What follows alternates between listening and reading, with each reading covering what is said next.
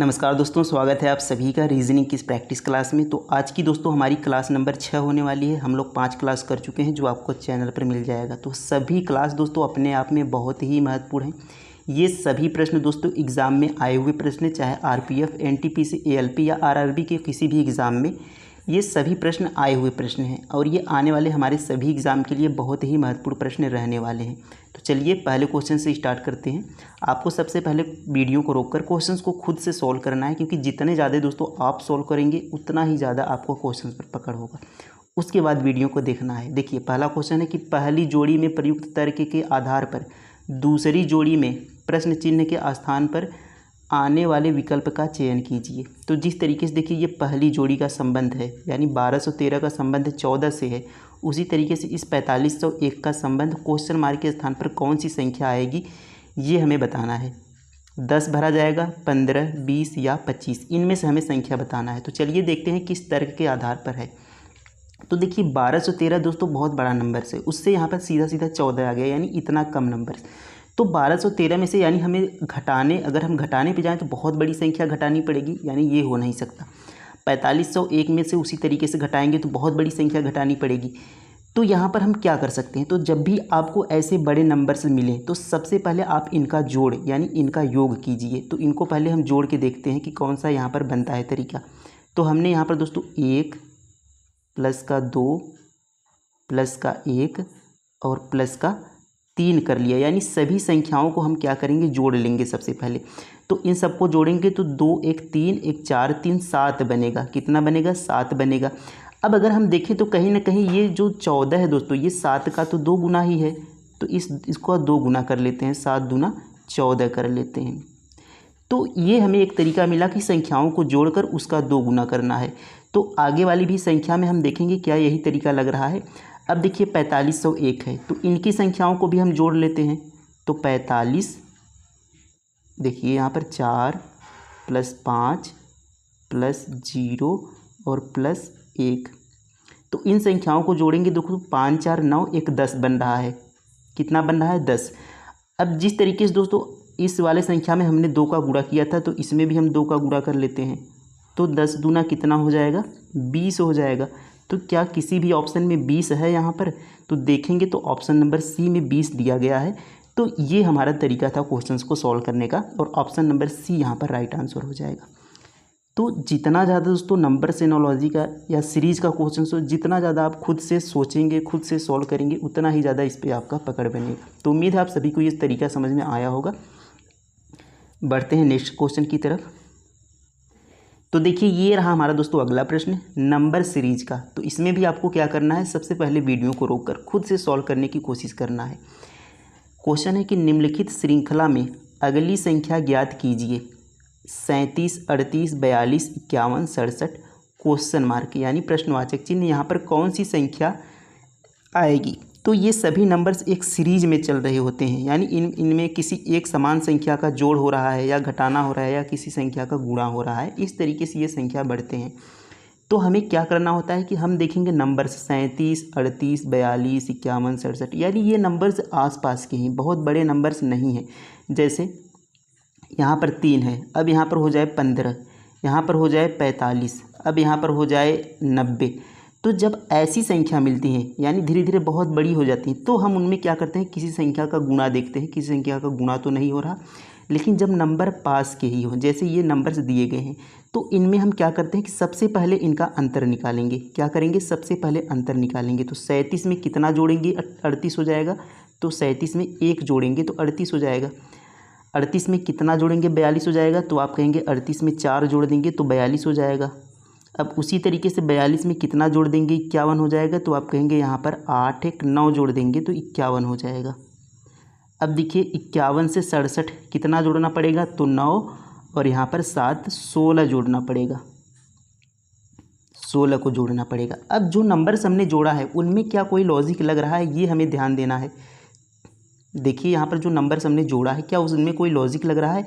तो 1 4 9 16, तो आप अगर ध्यान दें दोस्तों तो ये सभी स्क्वायर नंबर हैं, यानी अगर 1 का स्क्वायर करेंगे तो 1 ही बनेगा।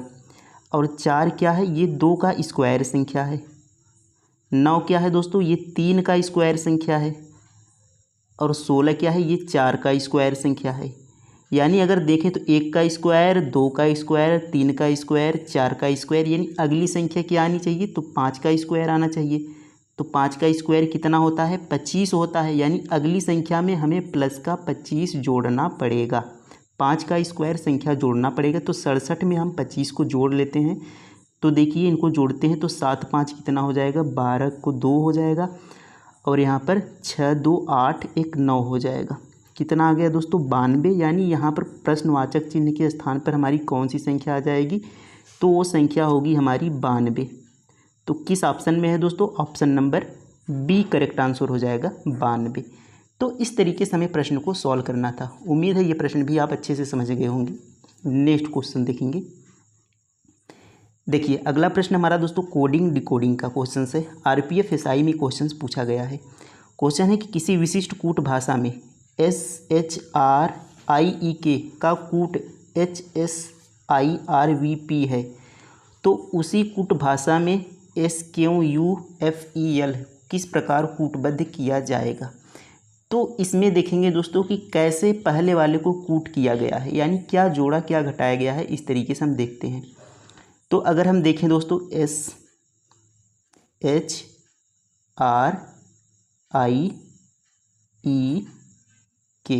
इससे क्या बन गया दोस्तों, H बन गया, S बन गया, I हो गया, R हो गया, V हो गया, P हो गया। अब देखिए यस से H हो गया, H से यस हो गया, R से I हो गया, I से R हो गया, E से V हो गया, K से P हो गया। तो यहाँ पर अगर आप ध्यान देंगे, अगर आपको दोस्तों इनका प्लेस वैल्यू यानी इनका स्थान याद होगा कि कौन सा अक्षर किस संख्या पर आता है, जैसे L 12 पर, A 1 पर, B 2 पर, C 3 पर, अगर वो आपको पता होगा तो इनको आपने यहाँ पर आसानी से समझ लिया होगा कि ये संख्याएं एक दूसरे के यहाँ पर जो अक्षर हैं विपरीत लिखी गई हैं, यानी ये एक दूसरे के विपरीत अक्षर हैं। जैसे K का विपरीत P होता है, E का विपरीत उसी तरीके से V होता है, I का विपरीत R होता है, R का विपरीत I होता है, H का विपरीत S होता है और S का विपरीत H होता है। तो ये विपरीत अक्षर लिखे गए हैं। विपरीत अक्षरों का योग हमेशा 27 होता है। जैसे आप K का प्लेस वैल्यू मान लेते हैं 11, यहाँ पर 11 होता है K का प्लेस वैल्यू, P का होता है 16। तो जब भी विपरीत अक्षरों के प्लेस वैल्यू यानी उनका जिस स्थान पर संख्या आते हैं उनको जोड़ेंगे तो हमेशा 27 बनेगा, उन्हें ही हम विपरीत अक्षर कहते हैं। तो ये सभी आपस में क्या है, विपरीत अक्षर लिखे गए हैं। तो उसी तरीके से हम जो पूछा है उसका हम विपरीत अक्षर यहाँ पर लिख लेते हैं। तो देखिए पहले यहाँ पर अक्षर हमारा यस है, तो एस का विपरीत क्या होता है, तो एस का विपरीत दोस्तों एच होता है। तो पहला अक्षर यहाँ पर क्या हो जाएगा, पहला अक्षर यहाँ पर हमारा एच हो जाएगा। अब देखिए क्यों है, तो क्यों का विपरीत क्या होता है, तो यहाँ पर देखेंगे क्यों का विपरीत जे होता है, क्यों का विपरीत जे होता है। और यू का विपरीत क्या होता है, तो यू का विपरीत एफ होता है। तो ये विपरीत संख्या अक्षर आपको याद होने चाहिए। ई का विपरीत क्या होता है, ई का विपरीत वी होता है। अब यहाँ पर हम ऑप्शंस चेक कर लेते हैं कि एच जे एफ वी से कौन सा ऑप्शन शुरू है। तो एच जे एफ वी देखेंगे, एच जे यहाँ पर एच से शुरू नहीं है, ए भी एच से शुरू नहीं, एच जे जे वी आ गया, लेकिन एच जे एफ वी आना चाहिए। तो H J F V option number D में ही आ रहा है। तो डी वाला हमारा करेक्ट आंसर हो गया, हमें पूरा क्वेश्चन सॉल्व करने की ज़रूरत भी नहीं है। तो इस तरीके से ऑप्शंस भी हमें चेक करना है, ये आप ध्यान रखेंगे। तो उम्मीद है ये भी समझ में आ गया होगा कि केवल विपरीत अक्षर लिखे गए थे। नेक्स्ट क्वेश्चन देखेंगे।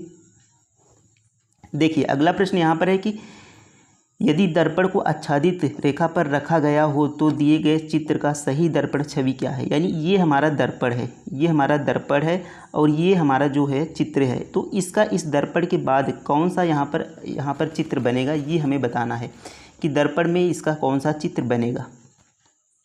तो देखेंगे दर्पण में कौन सा चित्र बनता है। देखिए अब यहाँ पर दर्पण के पास कौन सा अक्षर है, डब्लू है। तो दर्पण के पास हमेशा डब्लू ही होगा, यानी इधर भी दर्पण के पास जो बनेगा वह डब्लू ही बनेगा। तो इसमें देखिए एफ है, ये हमारा गलत हो गया। अब देखिए सभी में डब्लू है। अब उसके बाद क्या बनेगा दोस्तों, ओ बनेगा। तो ओ देखिए किस किस में है, सभी में ओ है। अब उसके बाद देखिए आर बनेगा। अब देखिए अगर हम देखें जैसे ये हमारा दर्पण है, तो देखिए आर इस तरीके से बना है, दर्पण के इस साइड, तो दर्पण के जब अंदर देखेंगे यानी दर्पण में देखेंगे तो आर हमें इस साइड मिलेगा, यानी ये जो आर का देखिए ये वाला हिस्सा है ये दर्पण की साइड है, तो इधर भी जो आर का हिस्सा बनेगा प्रतिबिंब वो भी दर्पण की साइड ही बनेगा, ये आपको ध्यान रखना है। अब देखिए यहाँ पर किस किस में बन रहा है, तो यहाँ पर देखिए सीधा ही आर बन रहा है, जैसे इसमें बना है आर उसी तरीके से इसमें भी यहाँ पर सीधा आर बना है, यानी आर का यहाँ पर चेंज नहीं हुआ है, तो ये भी हमारा गलत हो गया। अब देखेंगे सी वाले में देखिए आर का चेंज हुआ है और बी वाले में भी आर का चेंज हुआ है, यहाँ पर भी देखिए आर चेंज हुआ है, यहाँ पर भी दोनों आर चेंज हुए हैं, यानी अब आगे हम चेक करेंगे।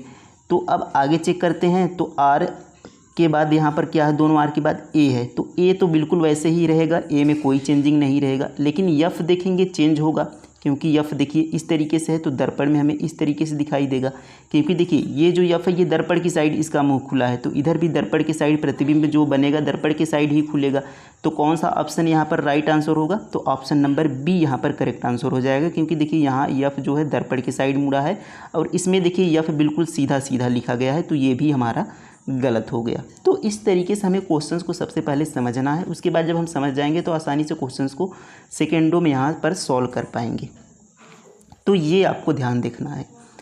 अगला प्रश्न देखते हैं।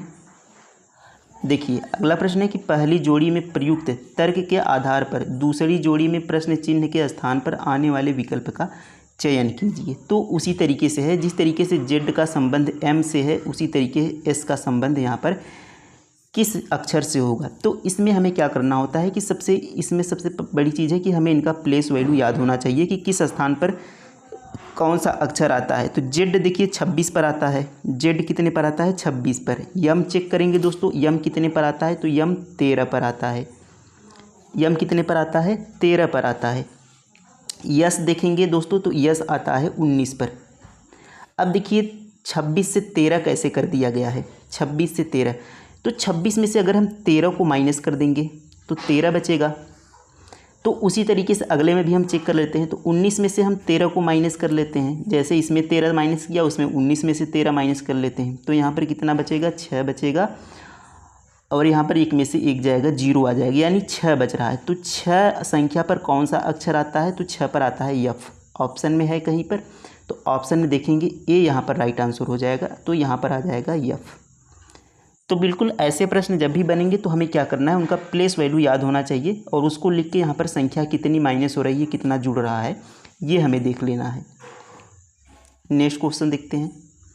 देखिए ये हमारा कथन निष्कर्ष का प्रश्न है और हर एग्ज़ाम में दोस्तों ये क्वेश्चन पूछा जाता है। आप कोई भी एग्ज़ाम देंगे कथन निष्कर्ष का क्वेश्चन हर एग्ज़ाम में मिलेगा। तो सॉल्व करने का इसका सबसे अच्छा तरीका है दोस्तों डायग्राम बनाकर। कैसे करते हैं देखिए, कथन सबसे पहले हम देखेंगे क्या है कथन, उसके बाद एक डायग्राम बनाएंगे, उसके बाद निष्कर्ष को उस डायग्राम के हिसाब से बताएंगे।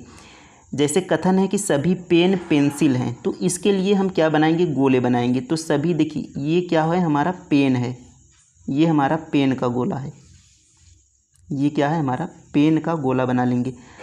अब देखिए कहा है कि सभी पेन पेंसिल है, यानी सभी पेन क्या है, पेंसिल हैं। अब देखिए ये सभी पेन किसके अंदर आ गए, तो ये जो हमने गोला बनाया ऊपर से ये हमारा पेंसिल है, ये हमारा क्या हो गया पेंसिल, क्योंकि कहा है कि सभी पेन पेंसिल है, यानी सभी पेन पेंसिल के अंदर आ रहे हैं। अब देखिए आगे हम पढ़ते हैं, कहा है कि सभी पैड पेंसिल हैं, तो यहाँ पर हमें पेंसिल का गोला थोड़ा सा और बड़ा बनाना होगा, क्योंकि यहाँ पर सभी जो पैड हैं वो भी पेंसिल हैं। तो हमने यहाँ पर क्या किया, पेंसिल के गोले को और हमें बड़ा बनाना होगा, तो हमने ये बना लिया पेंसिल, ये हमारा बन गया दोस्तों पेंसिल। तो आप भी साथ में सॉल्व करते रहेंगे। अब देखिए इस पेंसिल में कहा है कि सभी पैड पेंसिल हैं, तो पैड भी किस में आएंगे, पेंसिल के अंदर आएंगे। तो यहाँ पर हमने बना लिया पैड, तो ये हमारा दोस्तों है पैड, हरा वाला ये हमारा पैड हो गया। अब देखिए सभी पैड पेंसिल के अंदर हो गए। अब आगे देखिए सभी ढक्कन पैड हैं, यानी जो ढक्कन है वो पैड के अंदर आएंगे। अब देखिए यहाँ पर हम बना लेते हैं कि सभी ढक्कन पैड हैं, तो सभी ढक्कन क्या हो गए, पैड के अंदर आ गए। अब देखिए ये हमारा हो गया ढक्कन। तो इस तरीके से ढक्कन को भी हमने बना लिया। अब देखिए ये हमारा डायग्राम बन के हो गया तैयार। अब हम चलते हैं निष्कर्ष पर। अब निष्कर्ष देखेंगे कि क्या कह रहा है। देखिए निष्कर्ष यहाँ पर देखेंगे कि कुछ पेन पैड हैं। क्या कुछ पेन पैड हैं, कुछ पेन का हिस्सा पैड में है, यानी इस तरीके से संबंध कहीं पर पेन और पैड का है। तो देखेंगे तो हरा वाला देखिए हमारा पैड है ये वाला, और ये वाला हमारा पेन है। इसमें कहीं इस तरीके से संबंध बन रहा है तो नहीं बन रहा है। तो ये वाला क्या हो गया, हमारा पहला वाला गलत हो गया। कुछ पेन पैड हैं, कुछ पेन पैड, ये वाला हमारा गलत हो गया क्योंकि इसमें कोई भी हिस्सा यहाँ पर उसके अंदर से नहीं है। अब देखिए आगे देखते हैं, सभी ढक्कन पेंसिल हैं। क्या सभी ढक्कन पेंसिल के अंदर हैं? तो देखेंगे ये देखिए हमारा ये वाला क्या है, ये वाला क्या है, ढक्कन है। अब ये ढक्कन देखिए ये हमारा नीला वाला पेंसिल है, तो ये ढक्कन पेंसिल के अंदर ही तो आ रहा है, नीले के अंदर ही तो आ रहा है, यानी सभी ढक्कन क्या हो गए, पेंसिल हो गए। तो सभी ढक्कन पेंसिल हैं, ये बात बिल्कुल सही है कि सभी ढक्कन क्या हैं, पेंसिल के अंदर हैं, सभी ढक्कन पेंसिल होंगे, बिल्कुल सही बात है। आगे देखेंगे कुछ पेंसिल पेन हैं। क्या कुछ पेंसिल पेन हैं? तो देखेंगे कि ये हमारा बड़ा वाला पेंसिल है और इसके अंदर पेन है, तो जितना हिस्सा पेन है उतना हिस्सा तो पेंसिल होगा ही होगा। तो यानी ये जितना हिस्सा है उतना हिस्सा हमारा पेंसिल होगा।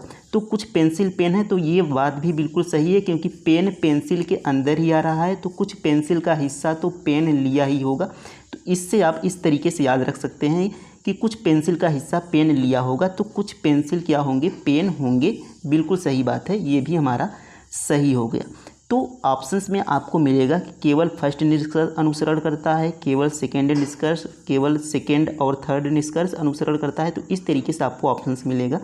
तो वहाँ पर आप लगा देंगे कि सेकेंड और थर्ड दोनों निष्कर्ष अनुसरण करते हैं। तो सेकेंड और थर्ड यहाँ पर दोनों निष्कर्ष क्या हैं, अनुसरण कर रहे हैं, दोनों निष्कर्ष सत्य हैं।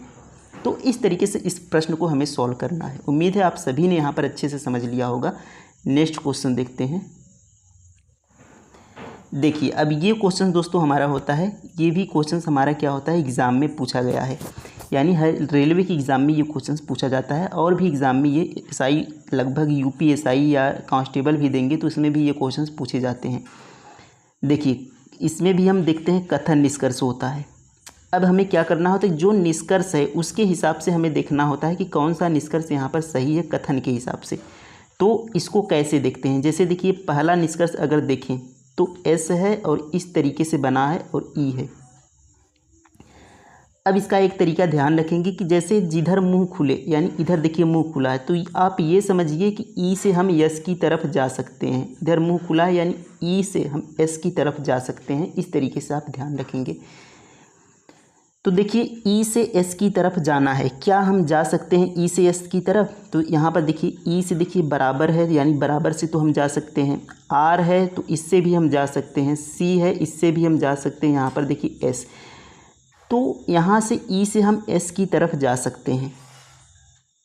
ई से हम एस की तरफ क्या है, जा सकते हैं, क्योंकि हमेशा जो मुंह खुला है वह ई की तरफ ही खुला है। इस बराबर का मतलब दोस्तों यानी दरवाज़ा खुला है, बराबर का मतलब आप ये ध्यान रखें कि दरवाज़ा खुला है। और यहाँ पर जो बड़ा साइड है यहाँ पर देखेंगे हमेशा ई की तरफ होना चाहिए, तभी हम ई की तरफ एस तक जा सकते हैं।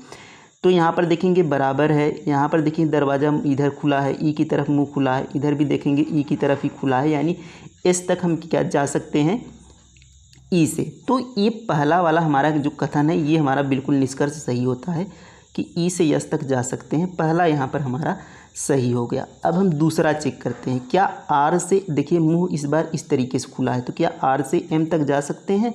तो चेक करेंगे आर से एम तक जाने के लिए। तो देखिए ये हमारा आर है।